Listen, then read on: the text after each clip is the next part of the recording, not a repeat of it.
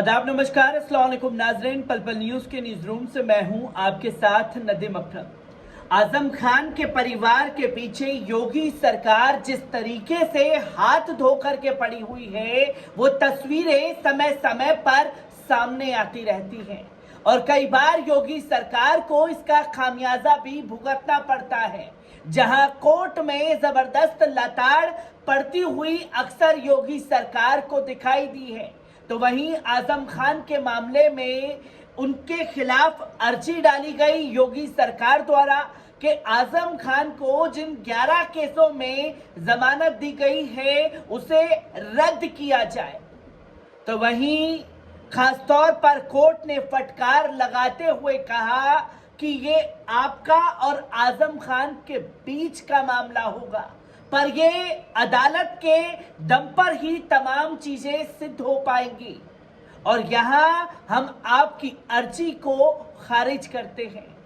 बस इसके बाद एक नई तस्वीर योगी सरकार की देखने को मिली, जहां कोर्ट में जलील होने के बाद आजम खान के बड़े बेटे पर शिकंजा कसा गया और अरेस्ट वारंट जो है वो जारी किया गया है आजम खान के बड़े बेटे को लेकर के।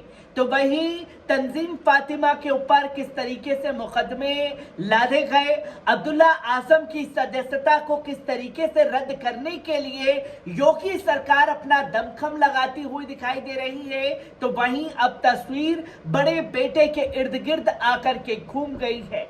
किस तरीके से कोर्ट में जलील होना पड़ा है आजम खान के मामले में योगी सरकार को। आपको बता दें कि समाजवादी पार्टी के नेता और पूर्व मंत्री आजम खान को इलाहाबाद हाईकोर्ट से बड़ी राहत मिली। हाईकोर्ट ने आजम खान की जमानत निरस्त करने की मांग वाली उत्तर प्रदेश सरकार की अर्जी को खारिज कर दिया। हाईकोर्ट ने राज्य सरकार से कहा कि वे निचली अदालत में याचिका दाखिल कर सकती है। योगी सरकार की ओर से 11 मामलों में जमानत निरस्त करने को लेकर अर्जी दाखिल की गई थी। इलाहाबाद हाईकोर्ट से इन सभी मामलों में आजम खान को पहले से जमानत मिली हुई है। इलाहाबाद हाईकोर्ट ने समाजवादी पार्टी के वरिष्ठ नेता और पूर्व मंत्री मोहम्मद आजम खान को राहत देते हुए जौहर विश्वविद्यालय के लिए जमीन हड़पने के 11 मुकदमों में मिली जमानत निरस्त करने की राज्य सरकार की अर्जियों पर हस्तक्षेप करने से इनकार कर दिया।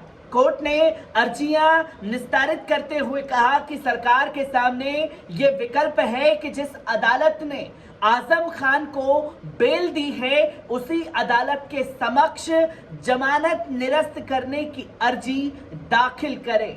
तो वहीं राज्य सरकार द्वारा 2020 में दायर याचिका का निरस्तर करते हुए जस्टिस दिनेश कुमार सिंह ने कहा, अदालत का विचार है कि अगर राज्य सरकार को लगता है कि आजम खान के आपराधिक इतिहास को निचली अदालत के संज्ञान में लाए जाने के बावजूद ट्रायल कोर्ट ने इस पर विचार नहीं किया है, तो राज्य सरकार उस अदालत के समक्ष आवेदन कर सकती है जिसमें जमानत दी गई है।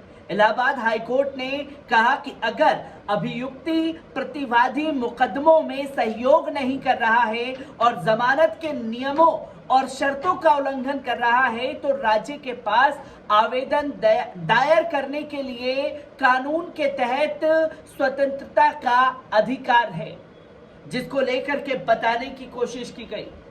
2020 में ही ये अर्जी डाली गई थी योगी सरकार द्वारा, जहां कोर्ट ने फटकार लगाते हुए कहा कि ये इस अदालत का मामला नहीं, आप निचली अदालत में जाकर के अपील कर सकते हैं।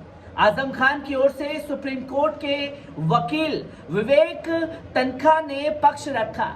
जस्टिस डीके सिंह की सिंगल बेंच में मामले की सुनवाई हुई। यूपी सरकार की ओर से सपा नेता को 11 मुकदमों में मिली जमानत निरस्त करने के लिए अर्जियां दाखिल की गई थी। ये सभी मुकदमे जौहर विश्वविद्यालय के लिए किसानों की जमीन जबरन हड़पने के मामले में रामपुर के अजीम नगर थाने में दर्ज कराए गए थे।